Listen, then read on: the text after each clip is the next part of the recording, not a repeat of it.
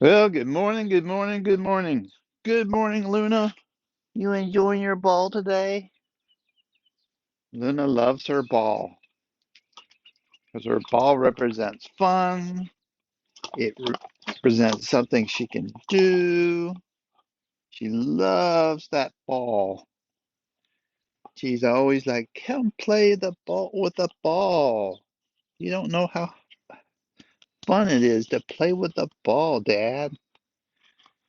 So I play with her quite a bit, and she will get played with after this. Yes, you are a good girl. You are a very good girl. So,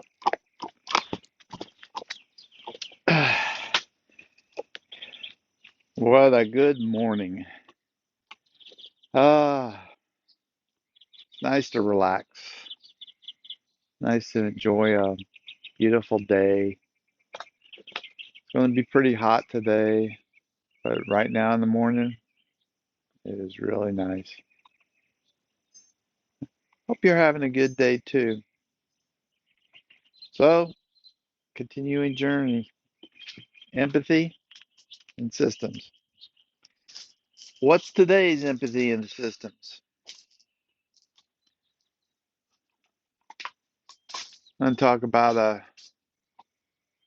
subject that invokes a lot of empathy and systems.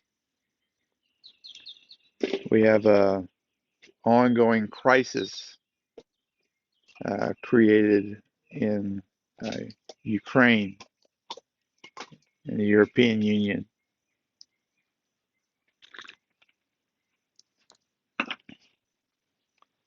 Yes, your ball went under there. Can you get your ball? So,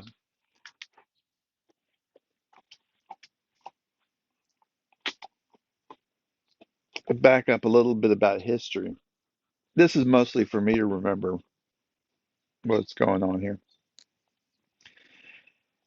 For last couple of centuries, Ukraine has been a important strategic area for Russia. One of the things that Ukraine allows for Russia to have is uh, a port in the Black Sea, which allows them to have access to uh, a area that doesn't have significant weather problems, or for them to get their military ships out. Um, it also allows for a lot of natural barriers, a lot of flat land in between uh, Europe and Moscow. Not very defensible. Doesn't have a lot of city centers and waterways and other things like that that would slow down uh, movement of people and stuff like that. I'm watching my dog. Excuse me. Pardon me. She's uh, she's easily distracting. She's a pretty girl. She's a lovely dog, and she's very kind. She's kind to me and kind to my wife. So, anyways, Ukraine became a kind of a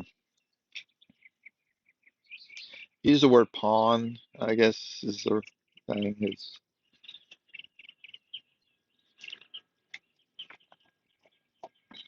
Russia was very concerned about it.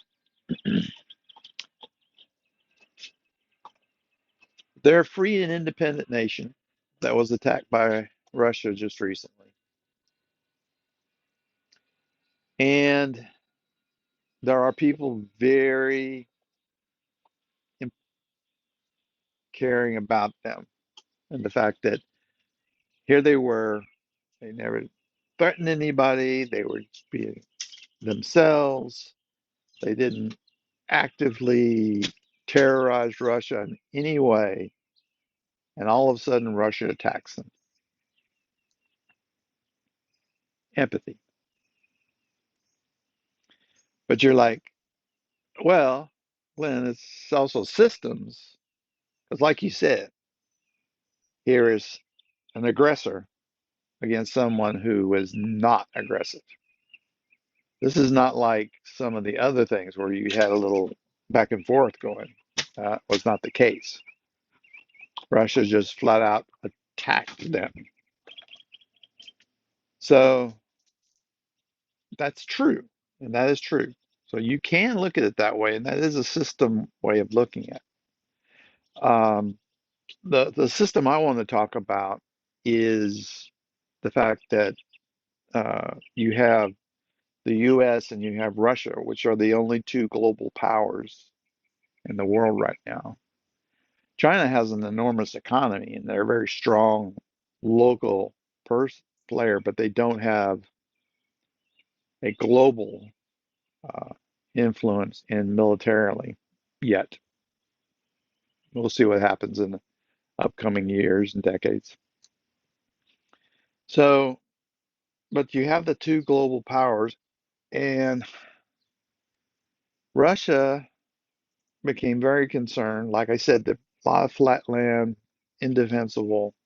They could, if they took over Ukraine or made it a puppet state where they were actually Russian allies, then they'd have this barrier that would slow an aggression by who they consider um, the aggressive or the most likely people to attack them, which is the U.S. and NATO. Okay, empathy. Innocent people being killed by Russians, no reason. Systems, strong powers.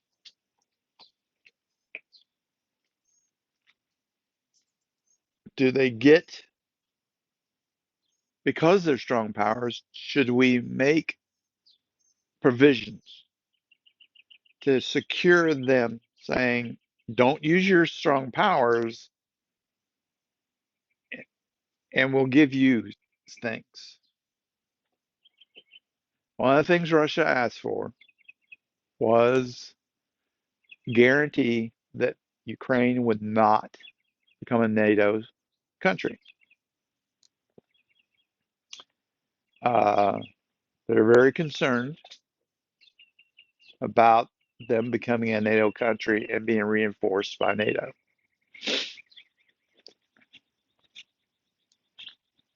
They were not given guarantees that that would not happen.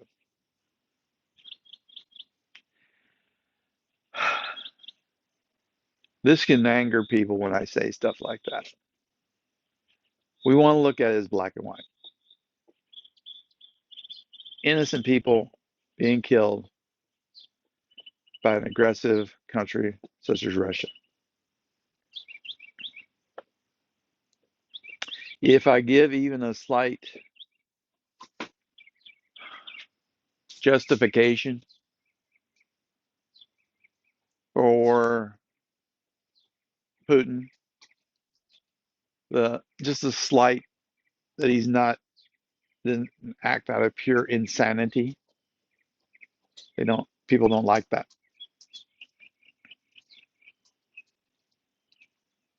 We want to have the bad guy be somebody that we can hate and not give him any semblance of being a logical, caring person, caring for Russia.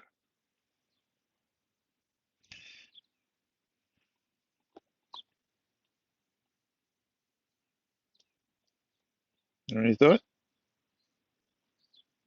She's dropping a dirty ball on my couch here, which usually means she wants me to throw it. Oh, almost. She put a lot of dirt on here.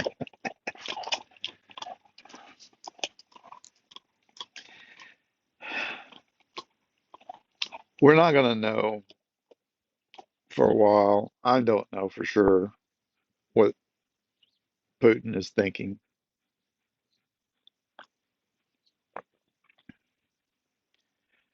But one thing's for sure, empathy and systems comes into play in everything.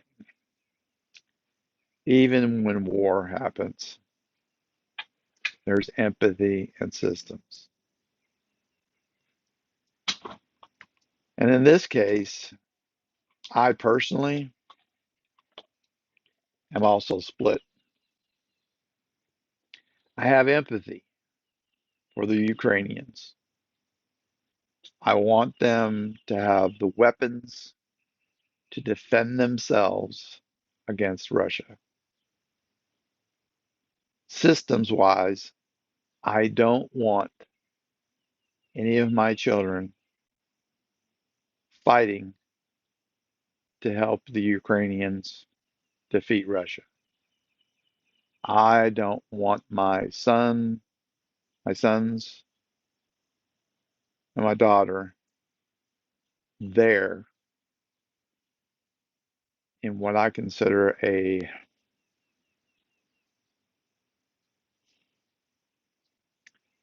war of innocence, but not a war where I want to contribute my children to fight for it. Selfish? Yes. Oh, yes. I'm very selfish, especially when it comes to my kids.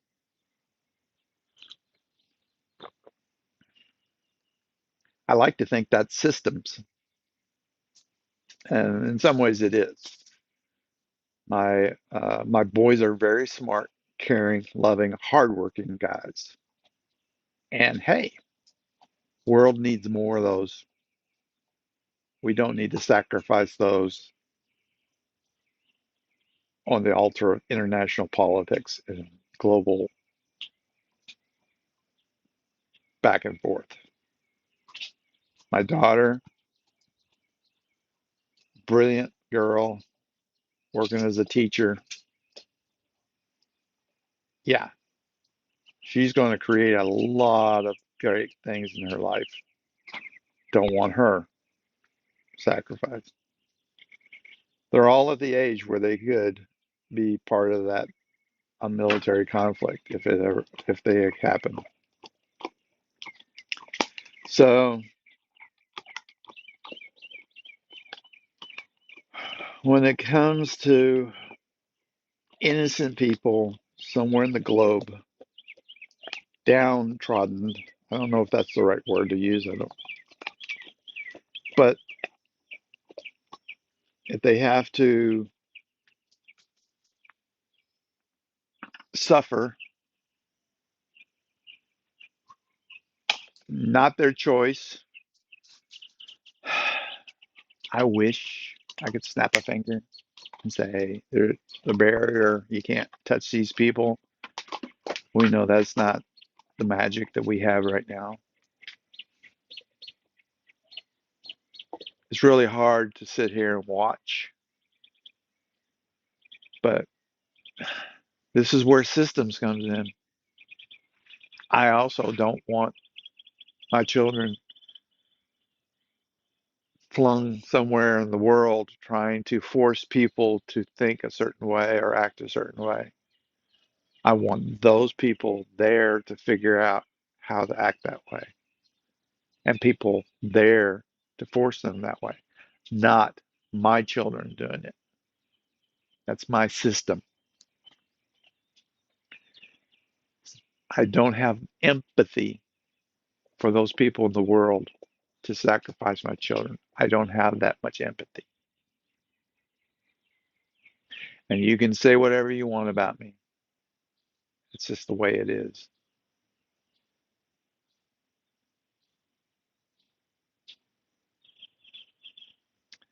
Love love family, love you guys. I'm signing off. I think I have a do some throwing the ball to her that I need to do. You have a wonderful day. Empathy, but see where your limitations are.